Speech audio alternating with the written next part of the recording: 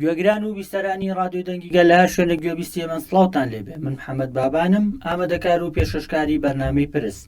پرسێم جارشمان تایبەتە بە پیلانگەڕی 15 شوباتی سەر ڕێبەری گەلی کور عەبدوڵڵا ئۆجەلان. 25 ساڵ تێدەپەڕێ بەسەر پیلانگەڕی نێودەوڵەتی 15 شوبات لە دژی ڕێبەری گەلی کور عەبدوڵڵا ئۆجەلان. پیلانگەڕیەک کە وەک پەڵەیەکی ڕەش بە نێوچەوانی سیستەمی سەرمایەداری وڵاتانی زلهێز بۆ ئەبەد دەمێنێتەوە. لەم بەرنامەیە دەپرسین بۆچی پیلانگەڕی 15 شوبات ئەنجامدرا، ئامانج لە پیلانگەڕی 15 شوبات چی بوو، داخۆ گرنگی ڕێبەراپۆ بۆ ئەو دۆخەی ئێستا هەیە لە ڕۆژهەڵاتی ناوەڕاست چییە، ئازادی فیزیکی ڕێبەراپۆ تا چەند گرنگە لە ئێستادا وە چۆن سوود لە تێزەکانی ڕێبەر ئۆجەلان وەربگرین. بۆ قسەکردن لەسەر ئەم پرسە و چەند پرسێکی دیکە میوانداری بەڕێز جەزا ئەحمەد مامۆستای زانکۆمان کردووە. مامۆستای جامە خێر بێت. زۆر سپاس بۆم دەرفەتە، زۆر سپاس بۆ بەڕێزت، ئێمەش خۆشحاڵ بووین بۆ ئامادەبوون لەم بەرنامەیە. سەرەتا دەمەوێت بپرسم خوێندنەوەی بەڕێستان یاخود دەگەرمانەوێت بە شێوەیەکی گشتی کۆمپلۆی نێودەوڵەتی 15 شوبات خوێنینەوە بەڕێستان چیتان دەفەت؟ بەڵێ ئەم کاتتان باشسڵاو لە بیسەرانتان. لە ڕاستی ئەگەر ئێمە تەماشای و بارودۆخە بکەین کە ئەو پلانگەڕێتیا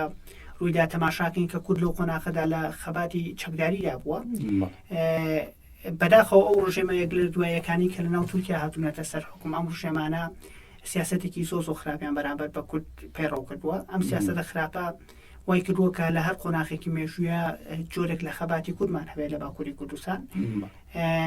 دوایین خەباتیش کە هەتاوکو ئێستا درێژەی هەیە کە بریتیە لە خەباتی بستنەوە ڕزگاری خواسی کورد کە پارتی کرێکارانی کوردستان پەکەکە نوێنەرایەتیەکەیان سەرپەرشتیەکات. ئەوجەلانیش کە دامەزرێنەری ئەم پارتیە لەگەڵ کۆمەڵی هاوڕێدا و ڕۆڵی گرنگی لە سیاسەتی ئەم پارتەدا هەبووە و سەرۆکی ئەم پارتە بووە و کوڕێبەرێکی ئەم پارتە تەماشاکرێت. تورکیا پێی وا بووە پەکەکە پارتێکی کلاسیکیە، ئەکرێ بە گیرانی سەرکردەکەی یان بە گیرانی کەسی یەکەمی ئەم خەباتی ئەم پارتە بەرەو کۆتایی بڕوە، یان لانی کەم ئەوەندە لاواز بێ کە نەتوانێت کاریگەری بکاتە سەر بارودۆخی تورکیا. بۆیە تەماشاکەین ئەم پلانگێڕیە جێبەجێ ئەکرێت کە بەداخەوە لەم پلانەدا ئێمە تەماشاکەین چەندین وڵاتی هەرێمی نێودەوڵەتی بەشداری تێداگەن.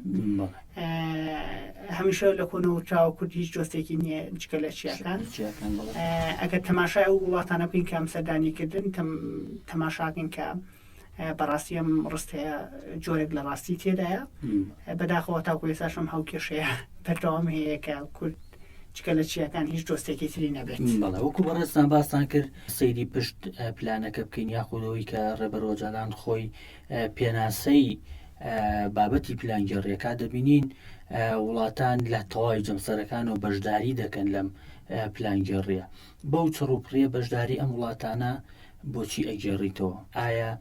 لەو قۆناغەیە چی بۆ هۆکاریەوەی کە ئەم وڵاتانە یەک بگرن لە دژی هەمگەلی کورد هەم ئەو بزوتنەوە ڕزگاری خوازی کە لەو سەردەمەدا دەنگدانەوەیشی گەورەی هەوە بێگومان؟ زۆر سپاس. لە زۆربەی قۆناغەکانە کاتێک کە بزوتنەوەیەکی ڕزگاری خواسی کورد دروستبووێ لە هەر بەشێکا بیان لە هەر شوێنێکی کوردستانە بێکاڵین کوردستان مەبەستمان کوردستانی گەورەیە بوێنەکە تەماشاکەین کە هەمیشە ئەو بزوتنەوە ڕزگاری خوازانە بە شێوەی گشتی لەسەر ئاسی هەرێمی و لەسەر ئاستی نێودەوڵەتی ژایەتی کراون و پرسی کورد بۆیە پرسێکی ئاڵۆز بووە لە سەرەتایدا بەشکردنەکەوە. ئەمەش شتێکی بەلای هەمومانەوە ڕوونەکە بۆ نمونە کاتێکە ئۆجەلان ڕووەکاتە وێنان، ڕووەکاتە رووسیا، ڕووەکاتە ئیتالیا، ڕووەکاتە چەندین وڵات. ئەم وڵاتانە بۆ نەگەر وڵاتی یۆنان وەربگرین کە کێشەیەکی مێژووی قوڵی لەگەڵ تورکیادا هەیە، بەڵام ئەمەتە نییە بکرێت بەتایبەت لەو سەردەمە. بەتایبەت لەو سەردەمەدا ئەمەش دەنجەمیەوە بوو کە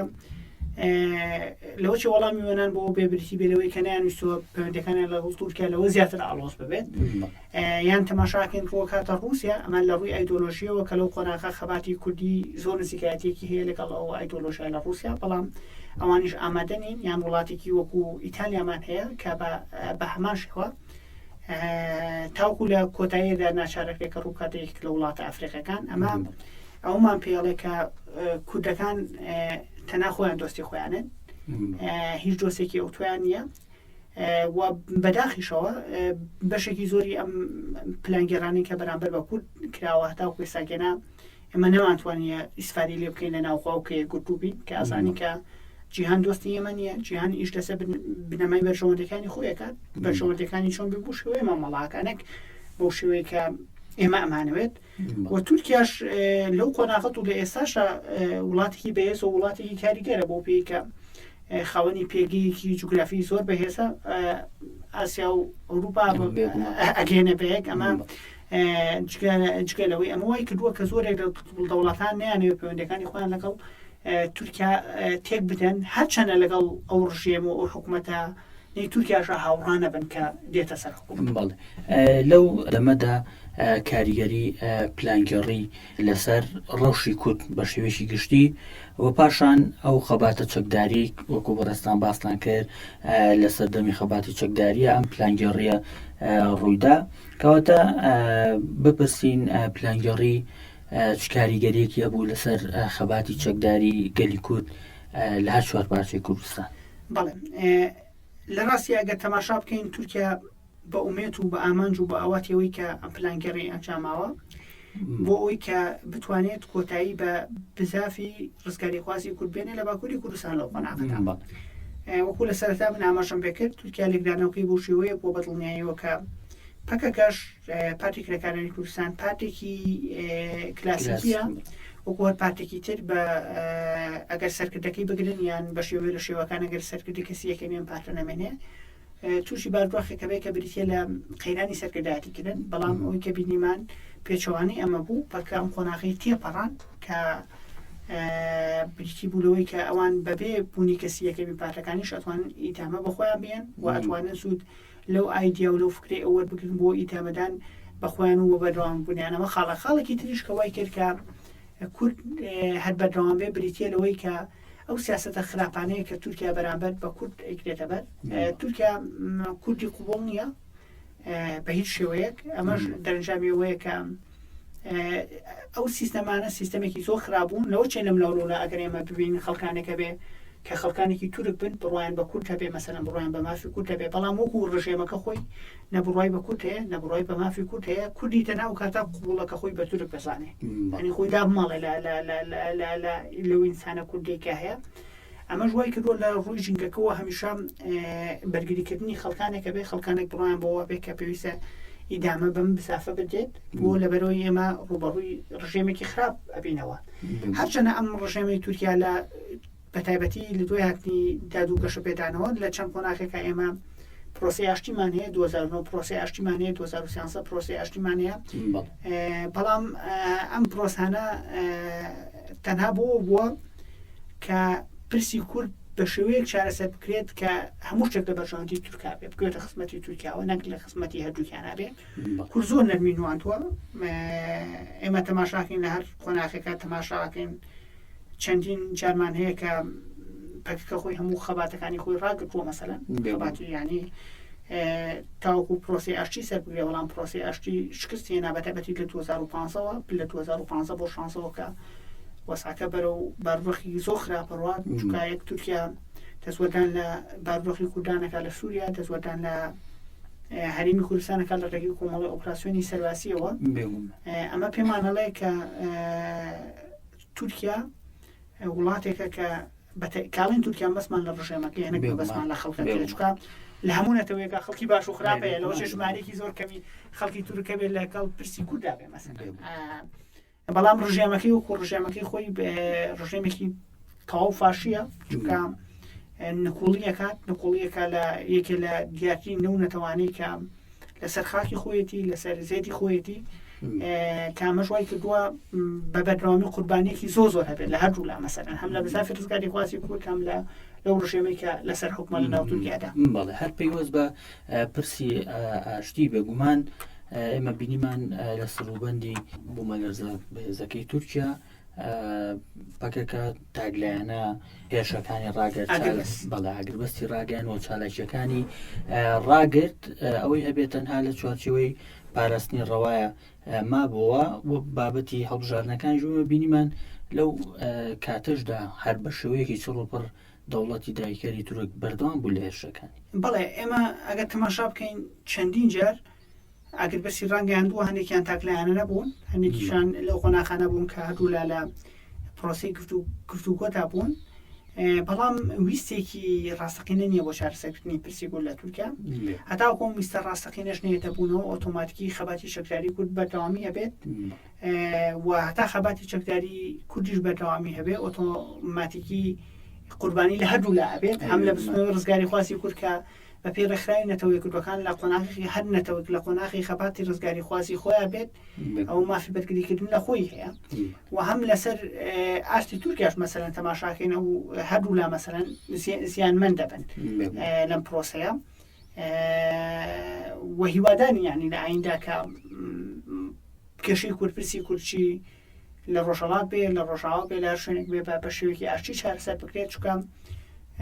کوردیش وەکو هەر میلەتیان هەر نەتەوەیکی تر مافیەوەی هەیە کە خۆی بڕا لەسەر چارنووسی خۆی بلات نەوەکو ئەو ڕژێمە ساڵی کە هەیە بڕیا لەسەر چارنووسییان لەسەر بارۆخی کە چۆن بێت بەڵێ هەر پەیوەست بە ڕۆڵی ڕەبەرۆجەلان لە بەرەو پێشبردننی پرسی کورد ڕەبەرۆجەلان لە بەرگرینامەکانی داباز لەوەکە کە لەو سەروبەندەی کە پلانگەڕی لەسەر هەبوو ئەو ڕێگایەکی دیکەشی هەبوو کە چیاکان بوو بەڵام ئەو نەچووە چیە بەڵکو ئەوروپای هەڵبژات بێگومان پاساوی دروستیشی بۆیە کە ئەگەر بچوایەتە چیا ڕەنگە وڵاتانی داگیرکەر و پلانگێڕ ئەوانی کە بەشداری پلانگێڕ بوون بێگومان هاچی جۆری چەکی و پێشکەوت و مەترسیدارە لەسەر کوردستان تاقییانە کردەوە ئەو ئەوروپای هەڵبژات و ئێمە ئێستا دەبینین دوای 25 ساڵ ڕێبەرۆجەلان پرسی کوردی بردە وڵاتانی دەرەوەی مێسە دەبینین لە تەواوی جیهان چالاکی کرد لە دژایەتیکردنی پلانگەڕی چالاکی لە وڵاتان بەڕێوە چێت گرنگی و بوونی ئەو چالاکیانە پەیوەست بە هەم بابەتی پلانگەڕی وە هەم ئایندەی کورد بۆ 100 ساڵی داهاتوو ئەتوانێتی گۆڕانکاریەک دروست بکە یاخود بەشداریکردن لەم جۆرە چالاکیانە تا چەند گرنگە زۆر سپاس لە ڕاستیە پرسەنەتەوەیەکان پرسێکی زۆر گرنگن لەسەر هەموو مرۆڤێکی خاوەن ویژدان خاوەن ئەخلاق کە گرنگە کە لە پرسەنەتەوەیەکانە هەڵویستی هەبێت من هەمیشە وتومە جاچی گیرانی ئۆجەلان بێ یان گیرانی هەر کەسایەتێکی تر بێت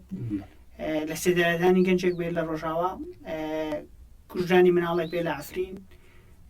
کوژرانی مناڵێک بێت لە کەرکووک یان لە هەر شوێنێک بێ ئێمە پێویستە وەکو کورد هەست بە و ئازارە بکەین بۆ چووکە کورد درێژکراوی کووردە بە شێوەیەکی گشتی ئەگەر تەماشا بکەین ڕەوەندی کوردی لە دەرەوە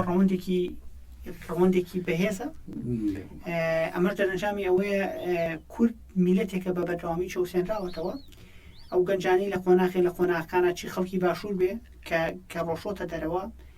بەشی زۆری دەرەنجامی و چەوسانەوانە بۆ کە ڕژێمی پێشووی بەحەسە بۆیان دەرەنجامی ئەو نەعەدالەتیانە بۆ کە لە حکومەتی هەرێمی کوردستان کە پیادەی کردووە یان گەنجێک کە لە باکووری کوردستان هەڵ هاتۆ بۆی کە خۆی گەیانەوەتە ئەوروپا بە هەماشەوە بۆ بارودۆخی ڕۆژاوا و ڕۆژهەڵاتی ڕاستە زۆر جار ئێمە ئەمانە بینین لە پرسەنیشتمانەکان لە پرسەنەتەوەیەکاندا چی ساڕۆژی گیرانی ئۆجەلان بێ یان داگیرکاری ئەفرین بێت یان کەوتنی کەرکووک بێ ئەمانە بینین کە چالاکی گەورە گەورەکەن ئەمانە ڕۆڵی گرنگی هەیە بۆ دروستکردنی لۆبی کوردی لەسەر ئاستی جەماوەری چەنە دروستکردنی لۆبی لە هەموو جیهانە پێویستە پێویستی بە عەقڵە پێویستی بە سەرمایەیە چوە توش ئەگەر تەماشا بکەین کە ئەمڕۆ واقعەیەکی تاڵە تێککەوتوون یانە بێ ئێمەدان بۆ ڕاستیە بڵێن لە سەردەمی سەرمایەداریاشین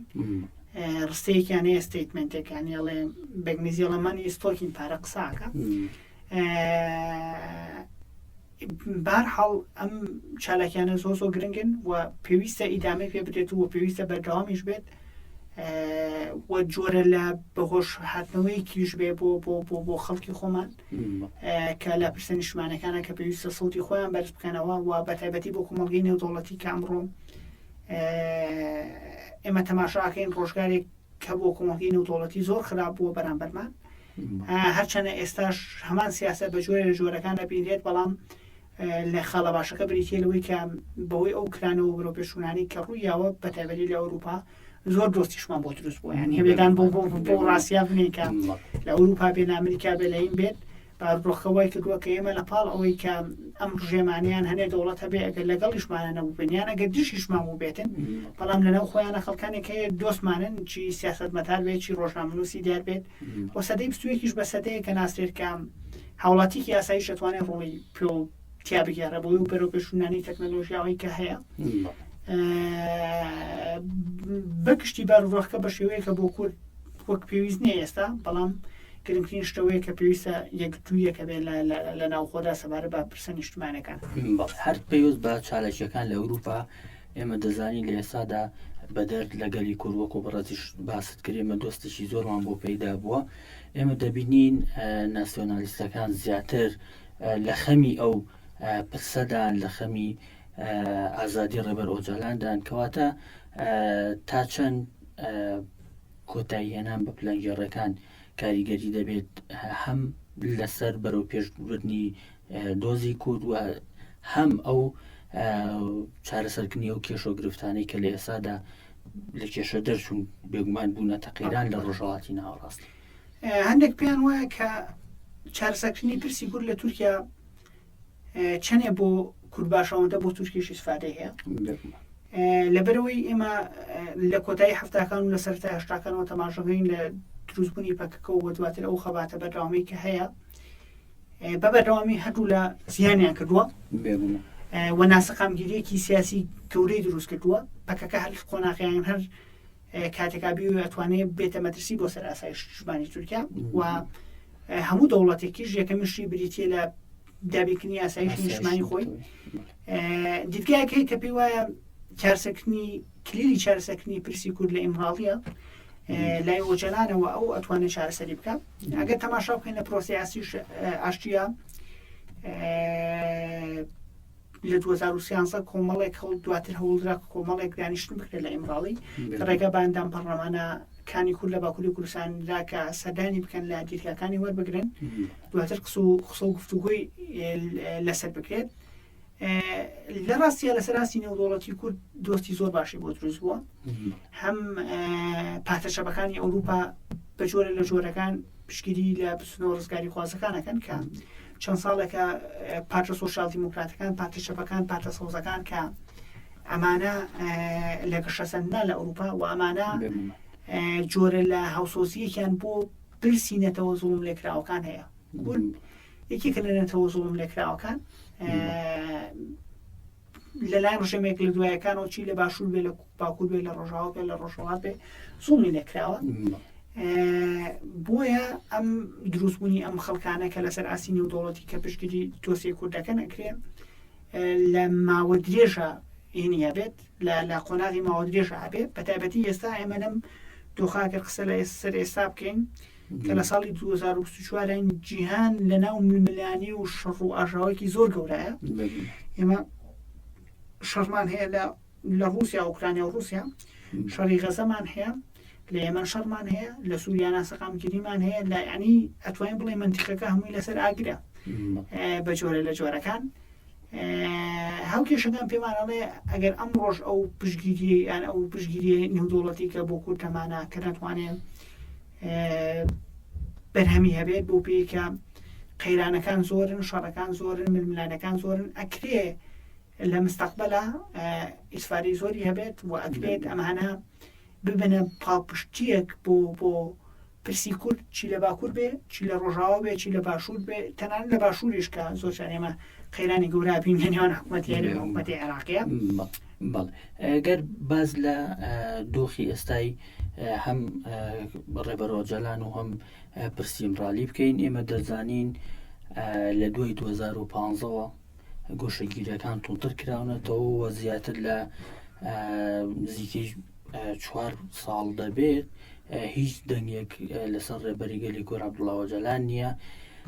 تەنانەت بە وشەیەکیش بە تەلەفۆنێکیش بە چاوپێکەوتنێکیش پێ دوایە هەم دەوڵەتی داگیرکەری تورک و هەم وڵاتانی پلانگەر لە چی ئەترسن ئەم توندکردنەوەی گۆشەگیریانە بۆ تەنانەت ڕێگە بە دوو وشەی ڕێبەر ئۆجەلان نادەن لە کاتێکدا ئێمە دەزانین هەمووان بازدەوە دەکەن کە کلیلی چارەسەری ڕۆژهەڵاتی ناوەڕاست لە ئیمرالی و لای ڕەبەر ئۆجالانە بۆ ڕێگە نادرێت بەوەی کە ڕەبەر ئۆجالان ڕۆڵی هەبێت لەم دۆخی ئێسادا بەکردداری بڵێ هەر کاتێ ململانەکانی نێوان تورکیا و پەکەکە زیاتر ئالۆز بێت زیاتر تون بێت ئەوە بە شێوەیە لە شێوەکان تەماشاکەین کۆشەگیرنی ئۆژەلان زیاترە بێت ئێمەش لە قۆناغێکە ئاژین لە 2015 بۆ شانزەوە کە هیچ بینینێکی نەبووە هەڵە نەگەم کە پێشووترا لە 2013 کۆمەڵێکە و هەبوو بۆ شارسەرکردنی کۆمەڵە وێنەمان بینی کە خەڵکانێک لە هەموو سەرانسەری ژیانەوە پێیان خۆش بوو ینی چونکە مرۆڤ وجدانیان هەر کەسێکانی کەسێکی ئاسایشش بێ لە زیندانا بێت و پێویستەکە لەگەڵ خەڵکی زوڵم لێکراوە بیانی لەگەڵ هەر خەڵکێکاوی کە زوڵمی لێکراوە بەهەرحاڵ ئێمە تەماشاکەین کە هیچ سەدانێک نییە هیچ هەواڵێک نییە هیچ بینینێک نییە ئەمە لە کاتێکە کە تورکیا خۆشی و ڕاستیە باش شەزانێک کە ئیمراڵی توانێت ڕۆڵی یەک لە کەرەوی هەبێت لە شارەسەری پرسی کوردە ئەمەش دەرەنجامی ئەوەیە کە سەرۆکی ئێستای تورکیا ئەردۆغان پیاوێکی زۆر تاکڕەوە دەرەنجامی ئەم تاکڕەوەتی خۆشێت یار سیستەمی سیاسی تورکیاکە بە سیستەمی سەرۆکایەتی و عادەتەن ئەو هەنێک لە خەڵکەکان مەسەلەن هەنێک لە توێژەران تەماشای ئەردۆغانەکەن وەکو پیاوێکی دیکتاتۆر پیاوێکە لە 2001 بۆ دووە پارتیدار و گەشەپێتان هەتا خۆی ساکێنە دەسەڵاتی بەدەستە و ئەمە لە لایەکەوە لە لایەکی تریشەوە کە شتێکەیە کە زۆر گرنگە تورکیا ئێستا لەناو زۆر قەیرانی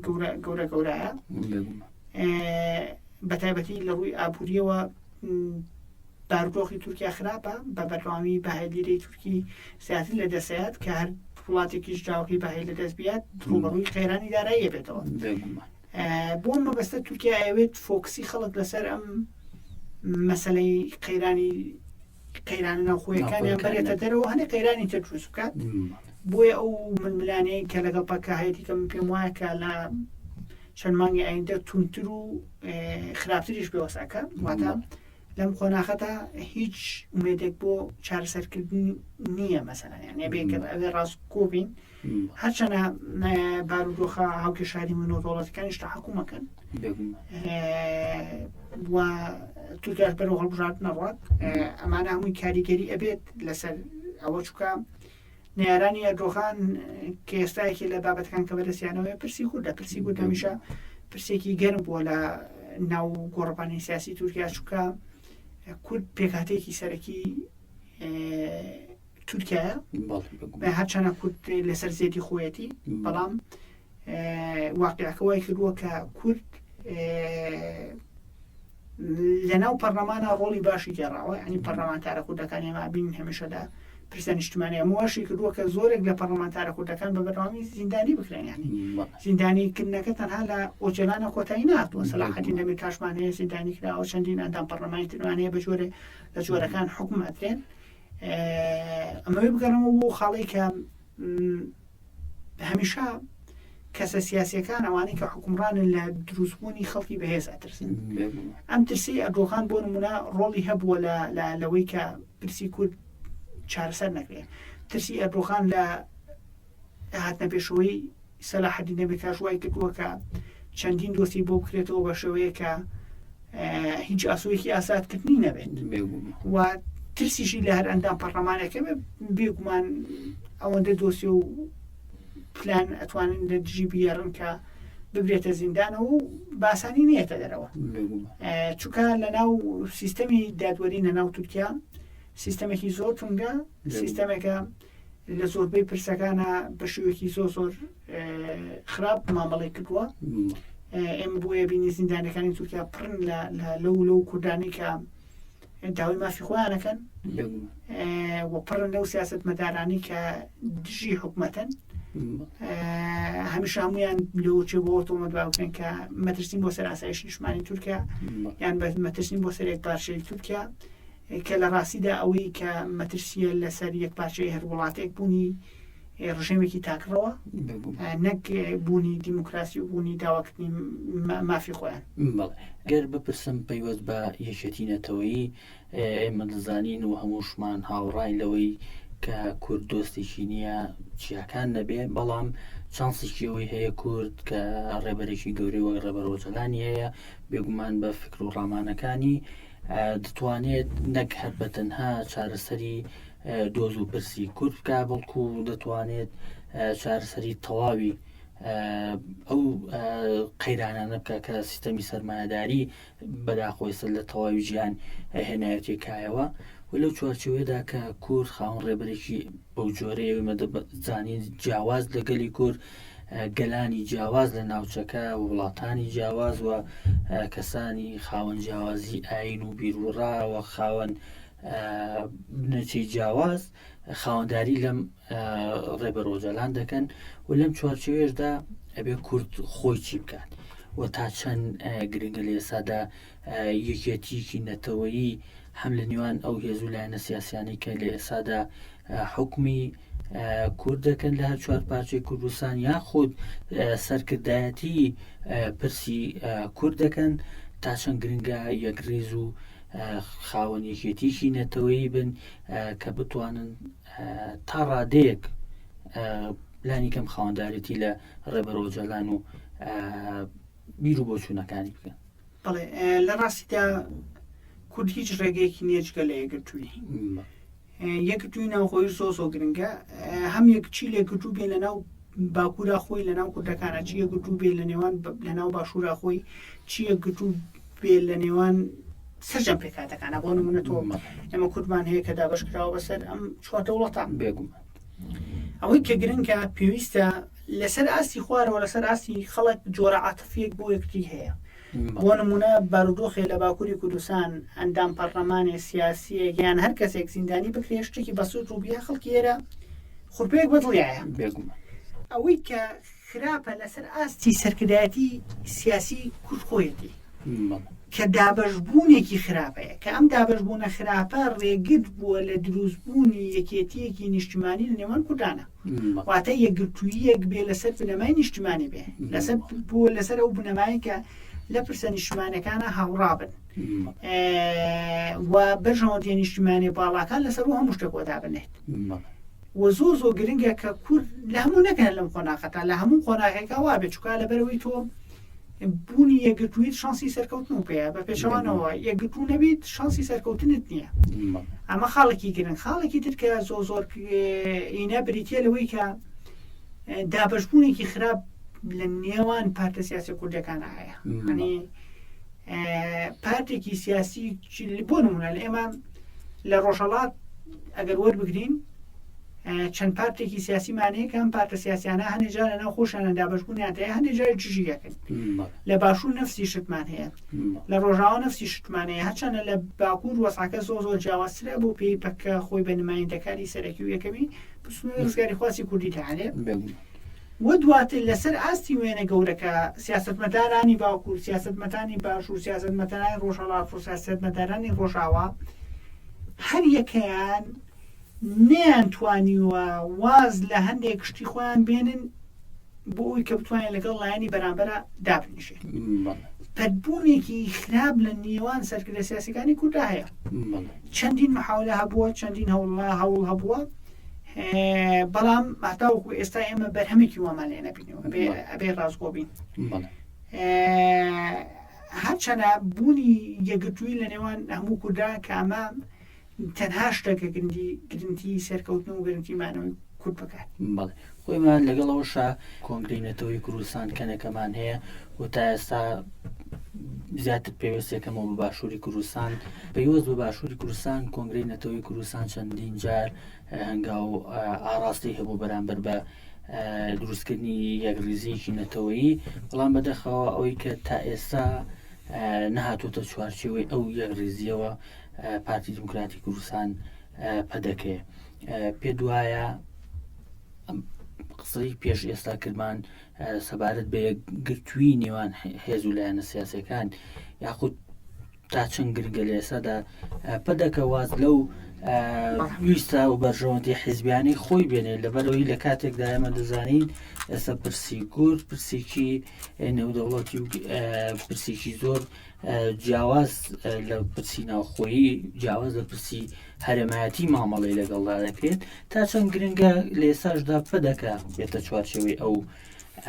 یەکڕیزیەوە. بەڵێ پارتی ڕێکەوتنی استراتیژی لەگەڵ تورکیا هەیە.